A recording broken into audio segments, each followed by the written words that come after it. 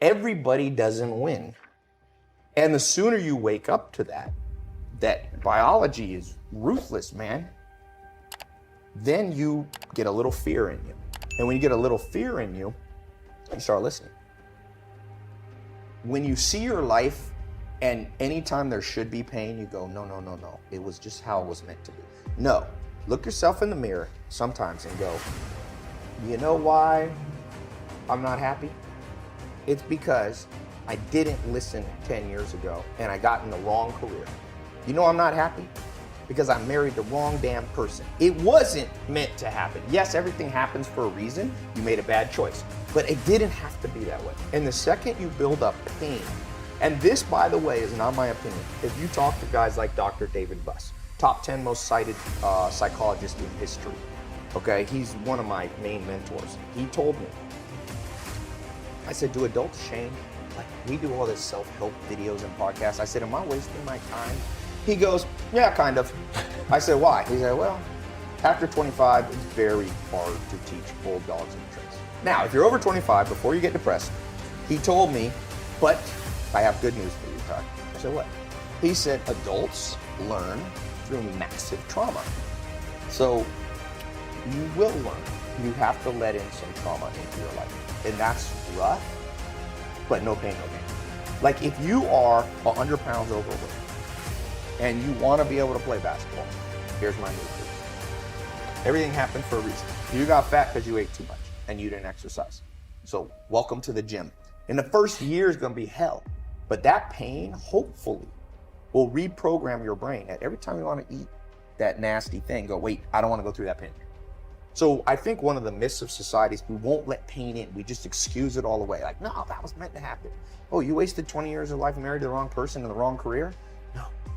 It was meant to happen. Where's the people who go, you fucked up, dude. You wasted 20 years and you will never get it back. You better go in your room and cry. And the truth is, you only learn as an adult. Unfortunately, most people can only change their massive trauma. And it was funny. And I was lucky enough to sit next to Kobe Bryant for the last 3 games of his career. Not the very last one, but the 3 ones. So I sat at the end of the Lakers bench, right next to him. One of his players, I won't say who, was having a bad game. Free throws, they're lined up, the whole stadium's quiet. Kobe Bryant yells out at him, dude, you suck. And he wasn't joking, okay?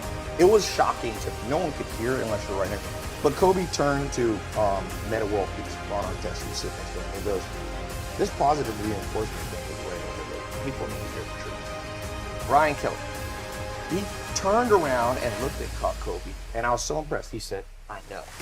He literally sat down and said, yep, I'm lost this game. And I kid you not, the rest of the game, he excelled. He scored like 10, 12 points off the bench after that. And I was like, see, this Kobe guy gets it. He's a winner.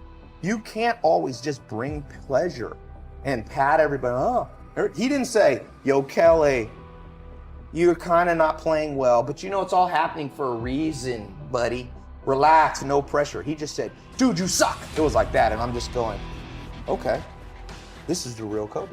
Narcissism is a protection mechanism, right? So your mind wants to tell you you're amazing. It makes you its bitch. You have to override that and go, you know what? I'm not that amazing. So let me go learn from amazing.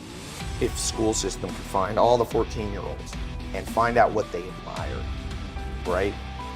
It's the reason I show Lamborghinis and Ferraris. I got a lot of young followers. And you know what 19-year-old guys like? Lamborghinis and Ferraris. So I show that part of my life because then they listen to the other stuff. So first you gotta lead by inspiration. This has been proven over. You cannot pound stuff into people's brain. People actually do the opposite. When parents tell their kids, you gotta read, nobody reads. But if I show a Lamborghini and Ferrari, which is the reward that people want, and then people go, how do you get it? I said, see all these books, I read them and put it, then people, I have more school kids reading books, I think, than anyone in history. I don't say that cocky. I'm telling you, it astounds me because all I had to do was put up a video with Lamborghinis. And so being the bitch of your own brain, the way you learn not to be the easiest way is to be around people who aren't the bitch of your brain. So every day, for example, when you have breakfast 6 in the morning on a farm, he writes out an organized thing on what he wants to do. When you're the bitch of your brain, you go, I'm just gonna freewheel this day. It's very hard to be organized. We're not, dogs aren't organized. You ever see your dog organizing day? So if you wanna, you can either act on the animal side, which is just a wing life, or you can operate from a sense of logic and duty. And so I learned somewhat, I'm not even as good as Joel, to not be the bitch of my mind by just being around him for him. And so that's the best way. Find somebody that you look at them and you go, this is a person of discipline, motivation, self-motivation. They don't need external motivation. They're motivated from within, and spend all the time you can around. You know, like someone wants to learn from you, I tell people, go walk up to Tom or a company like this and say, yo, I'll work for you for free for years if it need to be, because I need to be around. It's cumulative hours. Arnold Schwarzenegger in his book, one of the great autobiographies, in my opinion, Total Recall, he has this principle, it's called reps and sets. He said, if you want muscles, it's reps and sets. Hours in the gym. And some people, you know, there's a lot of books now on here's how you can work out 15 minutes a day. No, you can't. You're never gonna look like Arnold Schwarzenegger if you work out 15. I don't care what biohacking crap you do. Please spare us. Let's return to common sense. You wanna be Arnold? You gotta do what Arnold did. In the same way, if you wanna learn from mentors, if you think 5 minutes with a mentor will be enough, you don't understand how deeply rooted your wired circuitry is. You got to rewire it, and it takes reps. Instead of reps and sets, it takes hours and days or days. And so I think that if you're young watching this, don't try to become a millionaire too young. Because what you should do when you're young is work on the circuitry. And then the money will come. Alan Nation told me that. He said, Ty, don't try to become a millionaire in your 20s. And I didn't listen to him. And I wish I had.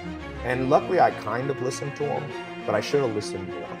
And so if you could take those formative years and just go on the adventure of like, that's why I went to India and a leper colony and we went and lived with the Amish, because I was like, Amish, all the good stuff you have, reprogram my brain.